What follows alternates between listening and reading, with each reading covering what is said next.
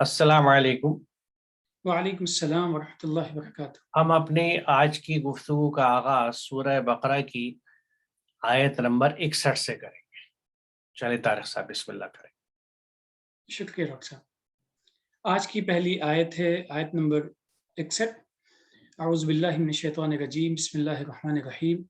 वइज़ क़ुल्तुम या मूसा लन नस्बिरा अला तआमिन वाहिदिन फदउ लना रब्बका युख़रिज लना मिम्मा तुंबितुल अर्ज़ु मिन बक़लिहा व क़िस्साइहा व फ़ूमिहा व अदसिहा व बसलिहा क़ाल अतस्तब्दिलून अल्लज़ी हुवा अदना बिल्लज़ी हुवा ख़ैर इहबितू मिस्रन फ़इन्न लकुम मा सअलतुम व ज़ुरिबत अलैहिमुज़ ज़िल्लतु वल मस्कनतु व बाऊ बिग़ज़बिन मिनल्लाह ज़ालिका बिअन्नहुम कानू यकफ़ुरून बिआयातिल्लाह व यक़्तुलून अन्नबिय्यीन बिग़ैरिल हक़्क़ ज़ालिका बिमा असौ व कानू यअतदून।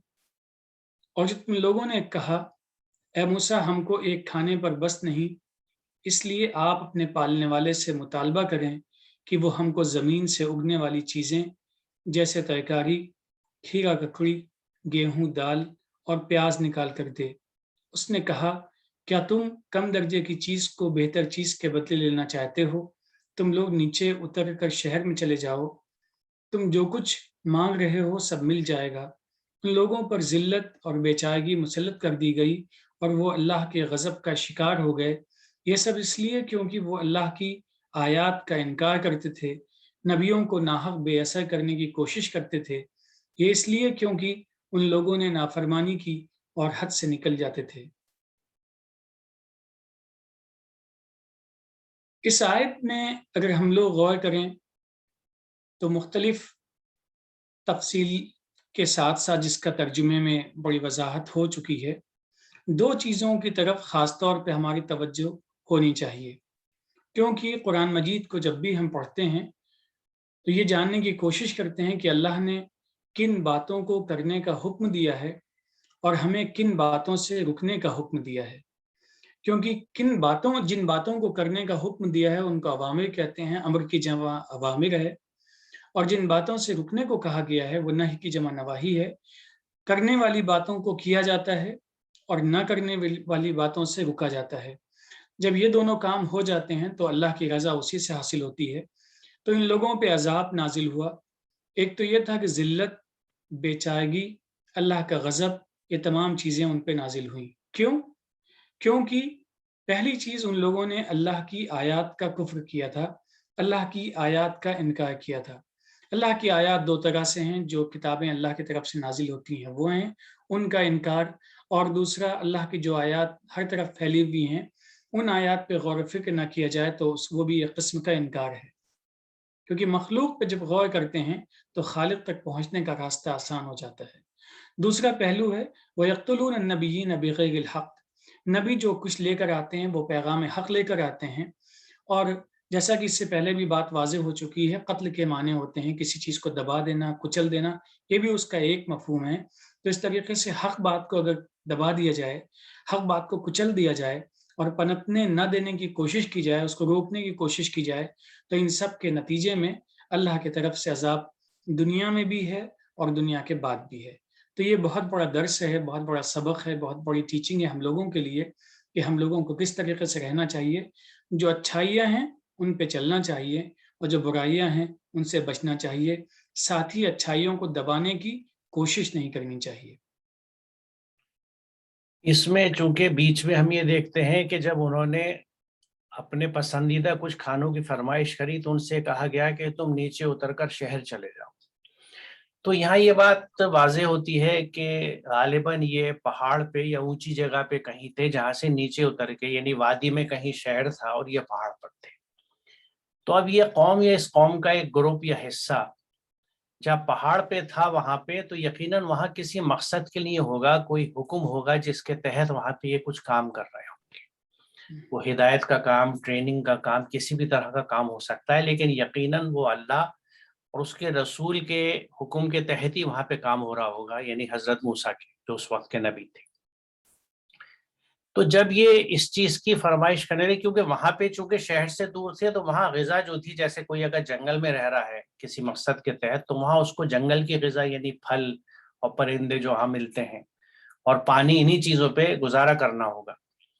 لیکن جب انہوں نے نیچے یعنی ان چیزوں کی فرمائش کری جو وہ بھی واقف ہوں گے شہر میں پائی جاتی ہیں، نیچے پائی جاتی ہیں، تو اس میں ایک پہلو یہ بھی دکھتا ہے کہ یقیناً جیسا آگے کہا گیا ہے کہ وہ آیتوں سے انکار کرتے تھے، نافرمانی کرتے تھے، کہ وہ وہاں سے اس پروسیس سے ہٹنا چاہتے تھے، اور غالباً شہری زندگی میں جو اور بھی آسائشیں ہوتی ہیں، سہولیات ہوتی ہیں اس کھانے کے علاوہ، اس کی طرف جانا چاہتے تھے، یعنی اس مشقت کی یا ٹریننگ کی زندگی سے یا جو بھی وہاں پہ کار خیر ہو رہا ہو وہاں سے ہٹنا چاہتے تھے، یا ڈیولپمنٹ ورک ہو رہا ہو، اس کی وضاحت نہیں ہے اس لیے ہم نہیں کہہ سکتے، لیکن سوچ سکتے ہیں کیونکہ نیچے اترنے کی بات ہوئی ہے۔ تو یہ نیچے اتر کے آئے، ایک پہلو یہ ہے جس کی وضاحت کی گئی کہ انہوں نے نافرمانی کری۔ دوسرا ایک نقطہ یہاں قابل غور یہ ہے کہ یہ بات ہے حضرت موسیٰ کے قوم کی، جو ایمان لا چکی تھی اور اللہ کے یا اس کے رسول کے، کیونکہ جو بھی اللہ کا پیغام آتا ہے رسول کے تھرو آتا ہے، وہاں پہ کسی کام میں لگی ہوئی تھی۔ وہاں سے اتر کے جب وہ نیچے آئے تو ایک بات جو یہ بات کہی گئی آخر میں ہم دیکھیں گے کہ وہ اللہ کی آیت کا انکار کرتے تھے، یعنی کفر کرتے تھے۔ تو یہاں تھوڑا ہمیں رک کے کفر اور کافر پہ بھی غور کرنا ہوگا، کیونکہ یہاں اس قوم کے کفر کی بات ہے جو بظاہر ایمان لا چکی ہے، نبی کے ساتھ موجود ہے، اس کے احکامات پہ چلتی ہے، کتاب ہدایت ان کی اس وقت کی ان کے پاس پہنچ چکی ہے، اور وہ اگر ان کے احکامات کو، کیونکہ کفرہ کا مطلب چھپانا، ڈھکنا بھی ہے، پیچھے ڈالنا بھی ہے، اور ان کا منکر ہونا یعنی انکار کرنا بھی ہے، تو یہ تمام میں سے جو چیز بھی وہ کرتے تھے، تو قرآن یہاں پہ اس قوم کے لیے بھی کفر کا لفظ استعمال کر رہا ہے، یا لہٰذا وہ لوگ جو تھے وہ کافر ہوئے اس آیت اور حکم کے تحت۔ یہ میں اس لیے وضاحت کر رہا ہوں کہ ہمارے عام طور سے کافر کا تصور یہ ہے کہ جو ایمان لایا ہی نہ ہو۔ یہاں یہ پہلو کھلتا ہے کہ ایمان لانے کے بعد بھی اگر آپ اللہ کے احکامات سے انکار کرتے ہیں، انہیں پیچھے ڈالتے ہیں، انہیں چھپاتے ہیں، جیسا یہ بنی اسرائیل یہاں پہ کر رہی ہے، تو یہ آپ بھی اس وقت کفر کی کیفیت میں ہیں، اور اس وقت آپ پہ بھی کافر کی لفظ کا اطلاق ہوگا۔ یہ ایک نقطہ یہاں پہ سمجھ میں آتا ہے جس کو ہمیں غور کرنا چاہیے، اور جب ہم اس طرح کی چیزیں کرتے ہیں تو دیکھیے کیا کیفیت بتائی گئی، ان لوگوں پر ذلت اور بے چارگی مسلط کر دی گئی۔ آج اب اگر آپ دیکھیں تو بمشکل آپ بہت غور کرنے کے بعد، اور آئی ڈاؤٹ کہ if you will succeed، کوئی خطہ زمین کا ایسا دیکھ پائیں جہاں پہ مسلمانوں پر ذلت اور بے چارگی نہ ہو، خاص طور سے ان جگہوں پر جہاں ہم یہ کہتے ہیں کہ صاحب یہ اسلامی ممالک ہیں، یہ مملکت اسلامیہ ہے اور یہاں پہ مسلمان آباد ہیں اور ملک کو یہ چلا رہے ہیں، نظام کو یہ چلا رہے ہیں، وہاں بے چارگی اور ذلت ہے، اور دوسری جگہوں پہ بھی ہے۔ تو بے چارگی اور ذلت جب ہی آتی ہے جب ہم اللہ کے احکامات سے باہر ہٹتے ہیں، کیونکہ دوسری جگہ اس بات کو قرآن نے بہت وضاحت سے کہا ہے کہ وَلَا تَهِنُوا وَلَا تَحْزَنُوا وَأَنْتُمُ الْأَعْلَوْنَ إِن كُنتُم مُؤْمِنِينَ۔ یہاں ان کنتم مومنین بہت اہم بات ہے کہ تم اعلون میں سے رہو گے، you will be amongst the best of the best، اور تمہیں کسی غم کا، رنج کا کوئی فکر نہیں ہوگی، ان کنتم مومنین۔ تو اس کو ہم اس طرح بھی سمجھ سکتے ہیں اور ریڈ کر سکتے ہیں کہ اگر ہم پہ کہیں پہ بھی ہم اعلون میں سے نہیں ہیں، ہمارا کنٹرول نہیں ہے کسی بھی نظام کے اوپر اس وقت، چاہے وہ تعلیمی نظام ہو یا سائنس اینڈ ٹیکنالوجی کا نظام ہو یا فلاحی نظام ہو، بلکہ اس میں تو پچھلے دنوں آپ میں سے بہت سے لوگوں نے دیکھا ہوگا، یہ سرکولیٹ میل پہ بھی ہوا اور واٹس ایپ پہ بھی ہوا، کہ اسلامی اقدار جو ہیں، یعنی جو سوشل کنڈیشنز یا سوشل سیکورٹیز ہونی چاہیے ایک اچھے سماج میں، اس کا جو انڈیکس بنایا گیا، تو اس میں وہ ممالک سر فہرست تھے، سویڈن اور یورپ کے کئی شہر جیسے، جن کو ہم کہیں سے بھی اسلامی ملک نہیں کہتے، لیکن وہ عوامی فلاح و بہبود کے اتنے اچھے کام کرتے ہیں کہ اس انڈیکس میں وہ اوپر ہے، اور جو سو کالڈ ہماری اسلامک کنٹریز ہیں وہ بہت نیچے ہیں، 100 کے بھی بعد آ رہی ہیں۔ تو یہ سب چیزیں اس چیز کی عکاسی کرتی ہیں کہ اس وقت کیا نوعیت ہے، کیونکہ جب تک ہم اس چیز کو دیکھیں یہ بات بہت سخت بھی لگ سکتی ہے، ناگوار بھی ہو سکتی ہے، لیکن ہمیں حقیقت پسندی سے کام لینا چاہیے کہ اگر ہم مومن ہیں تو ہم اعلون میں سے ہوں گے۔ یہ بالکل جیسے کیمسٹری میں ایکویشنز ہم لوگ بناتے ہیں نا، کہ کتنے کاربن کے ہمارے مالیکول ادھر ہے اور کتنے ادھر ہے، ایک بیلنس بن کے چلتا ہے. اور اس کو ہم اس طرح بھی دیکھتے ہیں کہ یہاں اگر یہ چیز ہوئی ہے تو اس کا مطلب یہ ہے کہ یہاں پہ یہ ہوئی ہوگی. اگر ہم کہیں کسی جگہ پہ کہ یہاں رات ہے تو اس کا مطلب ہے وہاں دن نہیں ہے، اور ہم کسی جگہ کے یہاں دن ہے تو اس کا مطلب ہے وہاں رات نہیں ہے.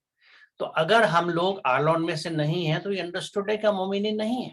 اس میں بہت زیادہ غور و فکر کی ضرورت نہیں ہے، لیکن جب دماغ پہ پردے پڑ جائیں اور یہ زوم اور تکبر آ جائے کہ ہم ٹھیک ہیں، ہم اہل جنت ہیں، ہم جنت کے مستحق ہیں، باقی سب کافر ہیں، تو پھر وہی کیفیت ہوتی ہے جس کو قرآن کہتا ہے کہ ان کی آنکھوں پہ پردے ہیں اور ان کے دلوں پہ مہر لگ چکی ہے، چیزیں بند ہو چکی ہوتی ہیں، کیونکہ اپنے اعمال کی وجہ سے، اپنی غلط سوچ کی وجہ سے ہم ہر چیز کو اپنی ایک طرح سے بند کر دیتے ہیں، یعنی ہم اپنے ویژن کو لمیٹڈ کر دیتے ہیں، محدود ہو جاتی ہے ہماری سوچ، اور ہم اس اپنی بنائی ہوئی ایک پنجرا ہے ہمارا، اس سے باہر نہیں نکل پاتے. ورنہ آپ یہ بتائیے کہ وَلَا تَحِنُوا وَلَا تَحْزَنُوا وَأَنْتُمُ الْأَعْلَوْنَ إِن كُنتُم مُؤْمِنِينَ کو ہم کس طرح سمجھیں گے؟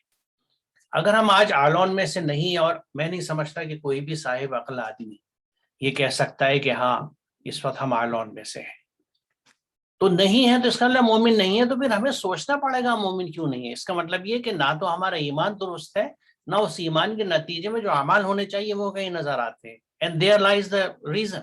ساری وجہ یہی ہے کہ ہم ایمان قرآن پہ رکھتے ہیں لیکن ہمارے عمل میں قرآن نہیں دکھتا، کیونکہ قرآن نہ ہم سمجھتے ہیں نہ اس پہ عمل کرتے ہیں، اور ہم اس بھرم میں مبتلا ہیں جس میں صدیوں سے ہمیں کر دیا گیا کہ آپ پنجگانہ نماز اور 30 روزے رکھتے رہیں تو جنت پکی.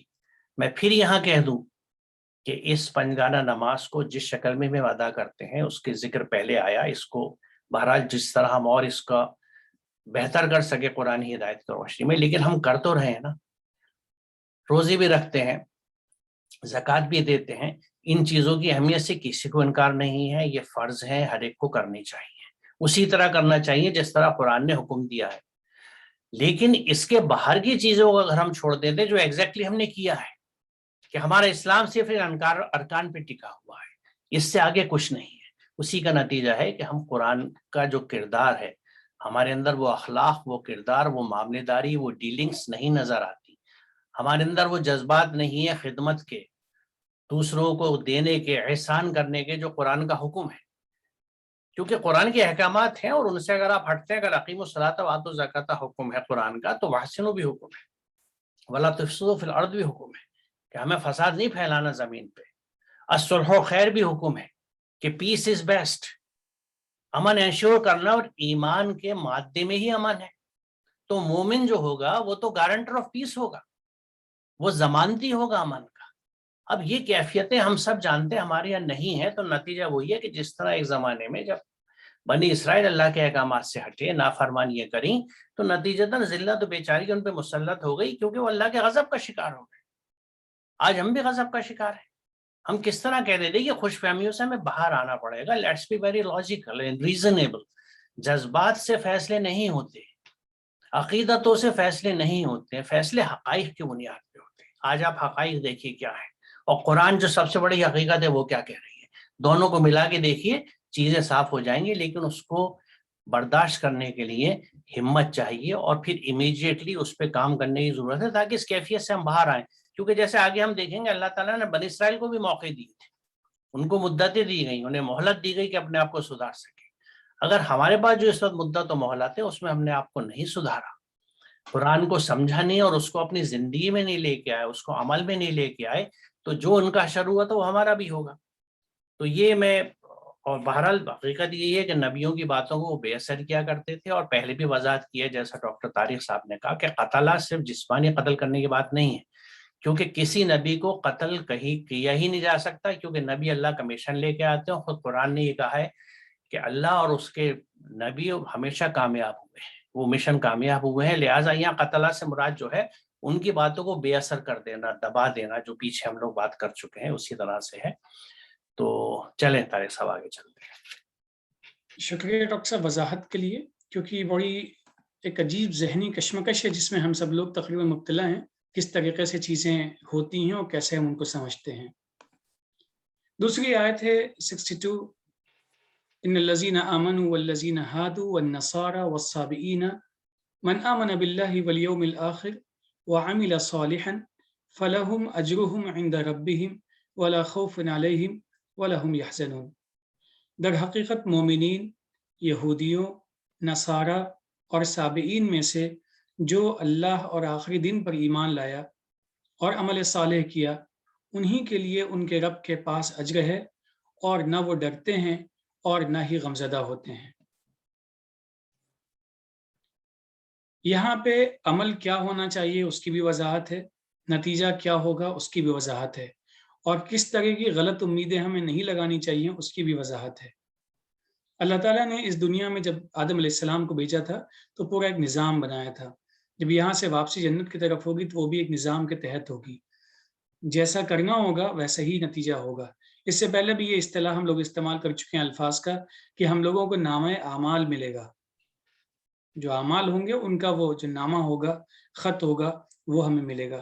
اس آیت میں اگر غور کرتے ہیں بڑی وضاحت کے ساتھ میں، وہ لوگ جو اس بات کا دعویٰ کرتے ہیں کہ ہم ایمان لے آئے، یا وہ لوگ جو اس بات کا دعویٰ کرتے ہیں کہ وہ یہود ہیں، یا وہ جو حضرت عیسیٰ کو ماننے کا دعویٰ کرتے ہیں، یا سابعین، ان تمام دعووں کے باوجود جو چیز جس کی بنیاد پہ کامیابی نصیب ہوگی وہ ہے من آمن باللہ والیوم الآخر وعمل صالحا۔ ایمان اور عمل صالح، یہ دو چیزیں، یہ کمبینیشن جب تک نہیں ہوگا اس وقت تک کچھ بھی نہیں ہو سکتا ہے۔ یہ کمبینیشن جب مل جاتا ہے تو اس کے نتیجے میں کیا ہوتا ہے؟ فلہم اجرہم عند ربہم، ان کے رب کے پاس میں اس کا اجر مل جائے گا، اس کا جو عوض ہے وہ مل جائے گا، اور ساتھ ہی ساتھ میں خوف سے بالکل خالی ہوں گے۔ یہاں پہ جو فریز جس طریقے کا عربی کا جملہ استعمال کیا گیا ہے اس سے دو مفہوم سامنے نظر آتے ہیں۔ ایک تو یہ کہ موجودہ زندگی اس میں خوف نہیں ہوگا، دوسری چیز بعد کی زندگی وہاں پہ خوف نہیں ہوگا، اور اس کے بعد میں وَلَا هُمْ يَحْزَنُونَ، غم بھی نہیں ہوگا۔ انسان کو غم کب ہوتا ہے؟ جب اس کو پچھتاوا ہوتا ہے، جب اس کو اس بات کا احساس ہوتا ہے کہ وقت نکل چکا، جو کام کرنا چاہیے تھا وہ نہیں کر سکتے اب، تو اس وقت غم ہوتا ہے۔ جب ہم اللہ پہ ایمان لے کر آتے ہیں، آخرت پہ یقین ہوتا ہے اور عمل صالح ہوتا ہے، تو اس کے نتیجے میں غم بھی نہیں ہوگا۔ یہ دیکھیں جو بات پیچھے چل رہی تھی وہی یہاں تصدیق ہوتی ہے، کیونکہ اس وقت بنی اسرائیل کو یہ زوم تھا، یہ گھمنڈ تھا کہ جیسے پیچھے بھی ذکر آیا ہے کہ ہم تو چنندہ قوم ہیں، we are the chosen people, اور جنت ہم کو ملے گی۔ وہی کیفیت جو آج ہماری ہے کہ ہم یہ سمجھتے ہیں کہ ہم تو امت محمدی ہیں، جنت ہمیں ملے گی، ہم بخشے جائیں گے، آگ ملے گی تو تھوڑے دن کی ملے گی، اس کی وضاحت آگے آئے گی مزید کہ کیا کیفیت ہوتی ہے۔ لیکن یہاں پہ اس آیت نے اس بات کو بالکل کھول دیا کہ وہ کوئی بھی ہو، تین چیزیں بتا دی گئیں جو اللہ اور آخری دن پر ایمان لایا اور عمل صالح کیا۔ اللہ پہ ایمان یعنی اس کے احکامات پہ ایمان اور اس کے نظام امن پہ ایمان، کیونکہ ایمان کا مادہ جو میں بار بار اس لیے کہہ رہا ہوں کہ ہم جب ایمان لاتے ہیں تو اس میں امن کا پہلو ہمارے ذہن میں نہیں ہوتا، کہ جب ہم ایمان لا رہے ہیں تو ہم نظام امن میں آ رہے ہیں، اور یہ ہماری دینی ذمہ داری ہو جاتی ہے کہ ہم امن رکھیں، امن قائم کریں اور امن انشور کریں، جو رسول اکرم صلی اللہ علیہ وسلم نے پوری زندگی میں کیا، اور اس کی واضح ترین مثال صلح حدیبیہ ہے کہ ہمیں پیس انشور کرنا ہے، اور یہ امن جو ہے یہ اپنے اندر بھی چاہیے اور باہر بھی چاہیے۔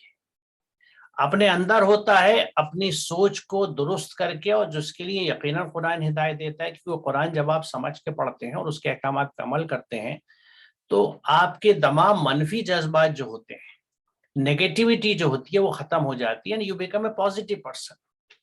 آپ کسی کے لیے نہ نیگیٹو سوچتے ہیں نہ نیگیٹو کام کرتے ہیں، جو آپ کے ساتھ برا کر رہا ہوتا ہے آپ اس کے ساتھ اچھا کرتے ہیں، کیونکہ یہ قرآنی حکم ہے۔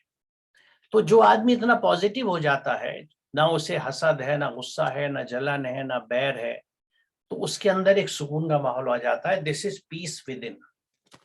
پھر وہ اپنے اعمال کی وجہ سے جب چاروں طرف اچھے کام کرتا ہے تو وہ امن انشور کر دیتا ہے۔ تو یہ اللہ پہ ایمان لانا، اس کے احکامات پہ ایمان لانا، جیسے پیچھے وضاحت آ چکی ہے، اس کے پیغمبروں پہ ایمان لانا، اس کی کتابوں پہ ایمان لانا، اور آخرت پہ ایمان کا جو ہمیشہ ذکر قرآن میں آتا ہے، اس کی وجہ یہ ہے کہ آپ اس چیز کو یقین رکھیں کہ آپ جو کچھ کر رہے ہیں اس کا حساب آپ کو دینا ہے۔ ایک دن وہ آئے گا جس میں آپ کی ہر چیز کھلے گی، یعنی کرما پہ یقین، مکافات عمل پہ یقین کہ میں جو کچھ کر رہا ہوں چاہے چھوٹا یا بڑا، کوئی دیکھے نہ دیکھے اللہ دیکھ رہا ہے، کیونکہ قرآن میں وضاحت سے بات کہی ہے کہ ہوا معکم اینما کنتم، کہ تم جہاں پہ بھی ہو اللہ تمہارے ساتھ ہے۔ تو ہماری کوئی حالت، ہماری کوئی کیفیت ایسی نہیں ہوتی جس میں اللہ ہمارے ساتھ نہ ہو، وہ ہمیں دیکھ بھی رہا ہے، ہماری ہر چیز نوٹ بھی ہو رہی ہے، اس کی جو ایجنسیز ہیں، جو اس کے سسٹمز ہیں، وہ ہماری ہر چیز کو ریکارڈ کر رہے ہیں۔ تو یہ چیزیں جب ذہن میں رہیں گی تو یہی ہے آخرت پہ ایمان رکھنے۔ یہ آخرت پہ اگر ہم یقین رکھیں، آپ کسی مسلمان سے پوچھیں کہ بھائی تم آخرت پہ یقین رکھتے ہو، وہ فوراً کہے گا ہاں، یعنی وہ ایمان تو رکھتا ہے آخرت پہ، لیکن کیا اس کے عمل میں دکھتا ہے اس ایمان کی جھلک؟ کیونکہ ایمان مکمل جب ہے جب وہ اس کے عمل میں دکھے، اور یہی بات یہاں کہی گئی ہے کہ جب وہ عمل صالح کرتا ہے، اللہ پہ ایمان، یوم آخرت پہ ایمان اور عمل صالح۔ تو اس سے پہلے بھی بات آئی ہے کہ عمل صالح is the most crucial thing, the corrective measures, وہ صالح اعمال جو ہر طرح کے فساد کو ختم کرے، ہر طرح کی برائیوں کو، جھگڑوں کو ختم کرنے والے اعمال جو ہوتے ہیں وہ عمل صالح ہوتے ہیں۔ اور دیکھیے ہر زمانے کے فساد الگ ہوتے ہیں، تو ہر زمانے کے عمل صالح بھی الگ ہوتے ہیں۔ ہمیں آج کے زمانے کے فسادات کو دیکھنا چاہیے کہ ہمارے یہاں ایک بہت بڑا فساد جو ہے وہ جہالت کا ہے، قرآن سے دوری کا ہے، قرآن پہ عمل نہ کرنے کا ہے، ناواقفیت کا ہے، اسلام کو محدود کر کے کچھ ارکان پہ ٹکانے کا ہے، ناانصافیوں کا دور ہے ایک بہت بڑا، اور وہ ناانصافیاں رشتوں میں بھی ہیں، عورتوں کے ساتھ بھی ہیں، بیٹیوں کے ساتھ بھی ہیں۔ کہیں ناانصافی جب غیر متوازن ہم ہو جاتے ہیں، امبیلنس کر دیتے ہیں، مثال طور پہ جیسے بیٹوں کو ترجیح دینا، بیٹیوں کو کمتر سمجھنا، یہ ناانصافی بھی ہے اور اللہ کے قدرتی توازن کو بگاڑنا بھی ہے، اللہ کے احکامات سے بغاوت بھی ہے۔ تو آپ اگر لسٹ کریں تو بے انتہا اس وقت کے فسادات موجود ہیں۔ مال کا فساد ہے، کیونکہ مال اللہ نے جس کو جس وجہ سے دیا ہے، جس کے قرآن وضاحت کرتا ہے، آج بہت کم لوگ ایسے ہیں جن کی یہ سوچ ہے کہ یہ جو مال اللہ نے مجھے دیا ہے اس کا شکر ہے، لیکن یہ صرف میرے لیے نہیں ہے، اس میں اوروں کا بھی حصہ ہے۔ آج کیفیت یہ ہے کہ جو مال میرے پاس آ رہا ہے وہ تو میرا ہی ہے، بلکہ میں چاروں طرف دیکھ رہا ہوں کہ دوسرے کے پاس کیا ہے، اسے میں کیسے ہڑپ سکتا ہوں، اور اسے ہڑپ کر کے کس طرح سے سیف ترین طریقے سے ڈپازٹ کر دوں ہندوستان میں، اپنے ملک میں یا بیرونی ممالک میں، تاکہ کسی طرح سے میری جو یہ آسائش کی، آرام کی زندگی ہے، لگژوریس لائف ہے، یہ کہیں نہ ٹوٹ جائے۔ میری آسائش ہے، یہ نوکر چاکر، یہ محلات، یہ گاڑیاں، یہ کہیں مجھ سے نہ چھن جائیں، اور کبھی میرے کاروبار میں یا میرے دھندے میں یا جو بے ایمانیوں کے چکر میں نے چلا رکھے ہیں اس میں کہیں گڑبڑ ہو تو میں باہر ملک میں رکھ دوں تاکہ پیسہ نکال لوں، یا وہاں بھاگ کے چلا جاؤں، جو ہم آئے دن دیکھتے ہیں اپنے ممالک میں خبریں کہ باہر اکاؤنٹ بھی ہیں اور ضرورت پڑنے پہ باہر بھاگ کے بھی جاتے ہیں۔ اور تو یہ جو مال کے ساتھ رویہ ہے یہ ایک بہت بڑا فساد ہے، کیونکہ قرآن تو اس بات کو واضح طور سے کہتا ہے۔ تو اب دیکھیے اتنے سارے فسادات ہیں اور یہ مسلم قوم کیا کر رہی ہے۔ ماحول کا فساد آج اتنا بڑا ہے، کیونکہ ولا تفسدوا فی الارض کی بات جو آتی ہے، اقیم الوزن بالقسط ولا تخسروا المیزان کی جو بات آتی ہے، اللہ تطغوا فی المیزان کی بات جو آتی ہے، تو توازن بگڑے ہیں ماحول کے، ہم نے فساد پھیلائے ہیں اور پھیلتے دیکھتے ہیں اور اس کے لیے کوئی تدارک نہیں کرتے، یعنی عمل صالح نہیں ہو رہا۔ تو آپ یہ بتائیے کہ you name any one corrective measures which as a community we are doing. کیا ہم بیماروں کی خدمت کے لیے اسپتال بنانے کے لیے مشہور ہیں؟ یہاں یہ نام سنتے آپ کو کسی دوسری قوم کا نام ذہن میں آئے گا۔ کیا ہم اچھی تعلیم پھیلانے کے لیے اچھے ایجوکیشن انسٹیٹیوشنز بنا رہے ہیں؟ یہاں بھی کچھ اور قوموں کے نام آئیں گے سامنے۔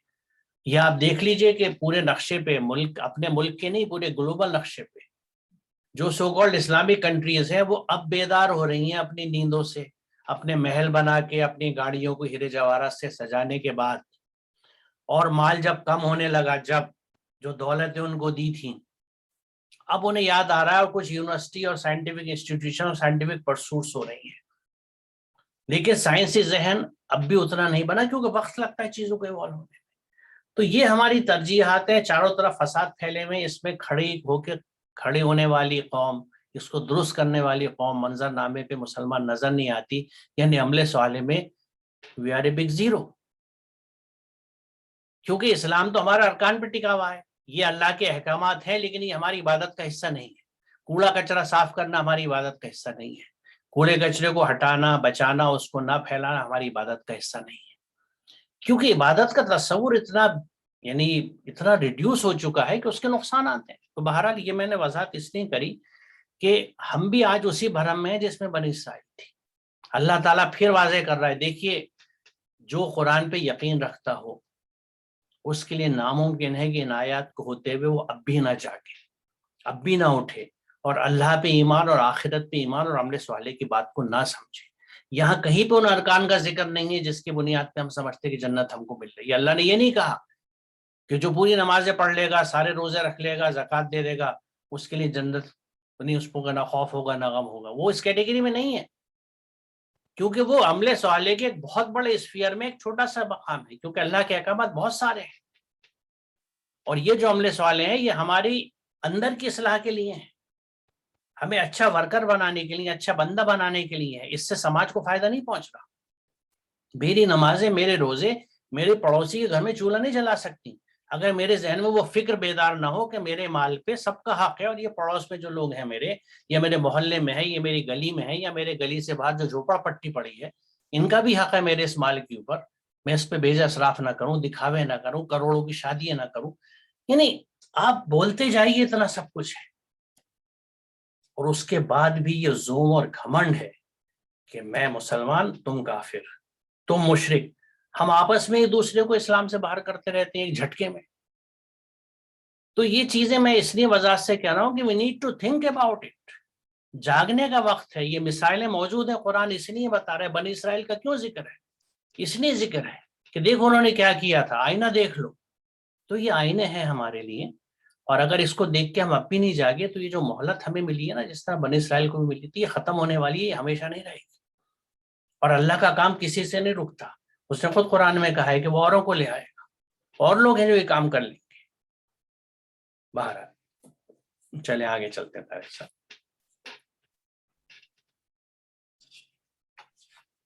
آیت نمبر 63 ہے، وَإِذَا أَخَذْنَا مِيثَاقَكُمْ وَرَفَعْنَا فَوْقَكُمُ الطُّورَ خُذُوا مَا آتَيْنَاكُمْ بِقُوَّةٍ وَاذْكُرُوا مَا فِيهِ لَعَلَّكُمْ تَتَّقُونَ. اور یاد کرو جب ہم نے تم سے پکا وعدہ لیا اور تمہارے اوپر طور پہاڑ کو بلند کیا، جو کچھ ہم نے تم کو دیا ہے اسے مضبوطی سے پکڑ لو، اور اس میں جو کچھ ہے اسے یاد رکھو عمل کے واسطے، تاکہ متقی بن جاؤ. اس آیت پہ اگر غور کیا جائے تو اسے متقی بننے کا طریقہ بتایا گیا ہے. کامیابی کے لیے متقی بننے کا طریقہ کیا ہو سکتا ہے، اس کو اس آیت میں بڑی وضاحت کے ساتھ میں کہہ دیا گیا ہے. خُذُوا مَا آتَيْنَاكُمْ بِقُوَّةٍ. ہر نبی کو اپنے وقت میں کتاب دی گئی، ہر قوم کے پاس میں نبی بھیجے گئے، نبی کو کتاب دی گئی، اور اس کتاب پہ عمل کرنے کی دعوت قوم کو نبی نے دی، اور یہی حکم دیا گیا ان کو کہ ایک اللہ کو مانو اور جو کتاب تمہارے پاس میں آئی ہے اس کو مانو. اگر ہم اس آیت کو اپنے سیاق میں، اپنے کانٹیکس میں سمجھنے کی کوشش کریں تو بہت آسانی سے بات سمجھ میں آ جاتی ہے کہ میں متقی کیسے بن سکتا ہوں، ہم متقی کیسے بن سکتے ہیں. تو اس کا طریقہ یہ بتایا گیا ہے، خُذُوا مَا آتَيْنَاكُمْ بِقُوَّةٍ. جو کچھ ہم نے تم کو دیا ہے، یعنی آسمان سے آئی ہوئی جو کتاب ہے، اس کو مضبوطی سے پکڑ لو. وَاذْكُرُوا مَا فِيهِ. اور جو کچھ اس کے اندر موجود ہے اس کو یاد رکھو. اب کسی بھی چیز کو پکڑنے اور اس کو یاد رکھنے کا مطلب کیا ہوتا ہے؟ مطلب یہی ہوتا ہے جیسے ہم اپنے عام زبان میں کہتے ہیں گرہ باندھ لو، اچھی طریقے سے پکڑ لو. گرہ باندھنا، اچھی طریقے سے پکڑ لینا، یہ تمام چیزیں، یہ جملے اس طریقے سے استعمال ہوتے ہیں کہ جس چیز کو کہا جا رہا ہے اس کو اپنی عملی زندگی میں اپلائی کر لو. تو یعنی جو آسمان سے کتاب موجود ہے، ہمارے ہاتھوں میں موجود ہے، اس پہ عمل کرتے ہیں، اس کے امر اور نہی پہ عمل کرتے ہیں، تو یقیناً ہم متقی بن جائیں گے. اور یہی متقی بننے کا سبق ہمیں اس آیت میں سکھایا گیا ہے.